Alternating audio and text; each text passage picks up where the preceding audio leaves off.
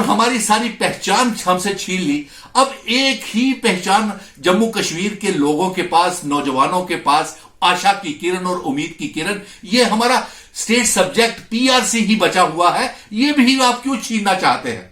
अगर आप ये हमसे छीनना चाहते हैं तो स्टेट सब्जेक्ट के तहत उस रियासत जो हमसे छीनी गई है, हमें रियासत को तहस नहस किया गया है, उस रियासत के तहत जो ex chief ministers, ex deputy chief ministers, MLAs, MLCs, ministers आपकी पार्टी के रहे हैं, उन सब की तनख्वाहें बंद की जानी चाहिए। ये दो दोहरे मापदंड क्यों? अवाम के लिए मापदंड कुछ और सत्ताधारी एक्स विधायकों के लिए और नेताओं के लिए कुछ और, दो दोहरे मापदंड क्यों? हमें यह कतई मंजूर नहीं है। ये सारी चीजें आप बंद कीजिए। कि आप इतनी जल्दबाजी इस डोमिसाइल को लागू करने के लिए क्यों कर रहे हैं, जबकि हमारे पास हमारा स्टेट सब्जेक्ट है, पीआरसी है हमारे पास। इससे यह महसूस हो रहा है और यह संदेश जम्मू कश्मीर की आवाम में जा रहा है कि शायद आप जम्मू कश्मीर को फिर से राज्य का दर्जा नहीं देना चाहते हैं। स्टेट सब्जेक्ट को रहने दीजिए। इससे स्टेट सब्जेक्ट से हमारा जो अधिकार पीओ के गिलगिट बल्तिस्तान के ऊपर भी है, ये हमारी डोगरों की पहचान है, गोजरी बकरवालों की, पहाड़ियों की, भदरवाई, पुंछी, रजौरियों में रहने वाले मुस्लिम भाइयों की और तमाम लद्दाखियों की पहचान है। आपसे यह भी प्रश्न पूछते हैं हम कि लद्दाख में अभी तक आपने डोमिसाइल सर्टिफिकेट की बात क्यों नहीं की? क्योंकि आपको मालूम है कि लद्दाख आपके साथ नहीं है। लेकिन यहां पे आपने विभाजनकारी नीति के साथ आप कि हम अपने बच्चों को तो नौकरियां दे नहीं पा रहे, हमारे अपने राज्य के बच्चे नौकरियां ले नहीं पा रहे। 50,000 नौकरियां आप भर नहीं पाए।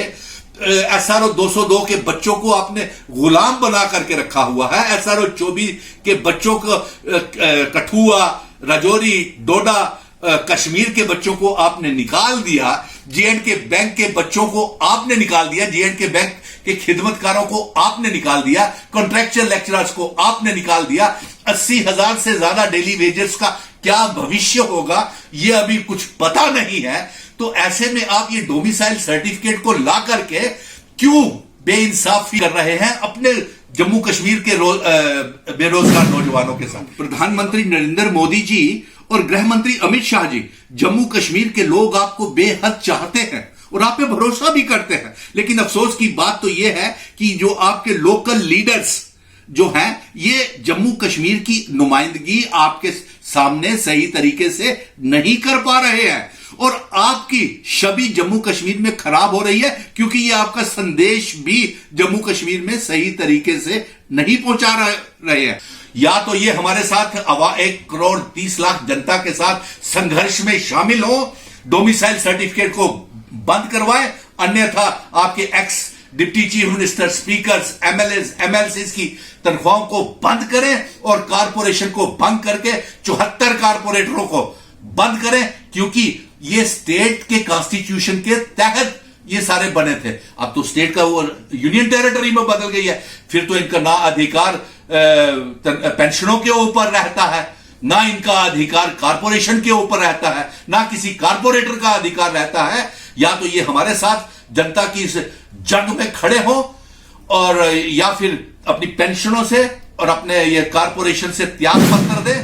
देखिए, आपने ये जो प्रश्न किया है कि डोमिसाइल को लेकर के, हमारा सर्टिफिकेट को लेकर के हमारी क्या प्रतिक्रिया है, तो मैं ये जम्मू कश्मीर की जो प्रतिक्रिया है वो आपके समक्ष रखना चाहता हूं कि ये जो डोमिसाइल सर्टिफिकेट है, ये हमारे जम्मू कश्मीर के नौजवानों को, बेरोजगार नौजवानों को, जम्मू कश्मीर के जो हेरिडेटरी प्रिंसली स्टेट के रहने वाले लोगों को, 1,30,00,000 जनता को बिल्कुल ये डोमिसाइल सर्टिफिकेट मंजूर नहीं है।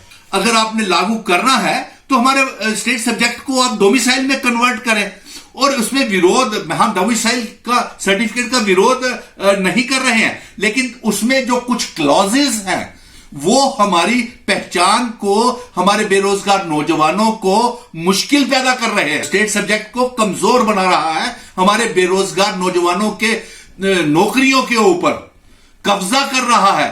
क्या डोमिसाइल सर्टिफिकेट जो है ये आप बाहरी राज्य के लोगों के लिए जम्मू कश्मीर की सरकारी नौकरियों में जगह पैदा कर रहे हैं?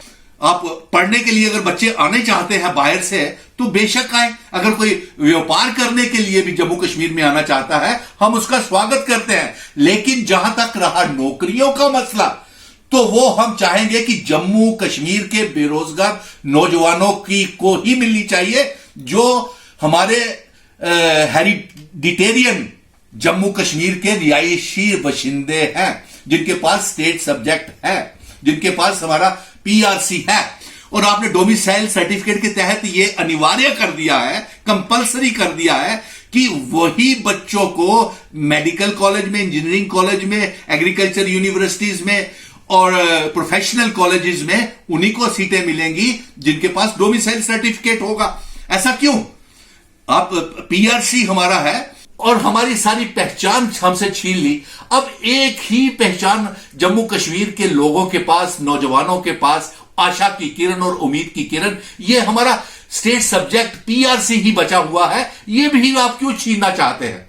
अगर आप ये हमसे छीनना चाहते हैं तो स्टेट सब्जेक्ट के तहत उस रियासत जो हमसे छीनी गई है, हमें रियासत को तहस नहस किया गया है, उस रियासत के तहत जो ex chief ministers, ex deputy chief ministers, MLAs, MLCs, ministers आपकी पार्टी के रहे हैं, उन सब की तनख्वाहें बंद की जानी चाहिए, क्योंकि वो स्टेट के कॉन्स्टिट्यूशन के तहत उनकी पेंशन और सैलरीज लगी थी।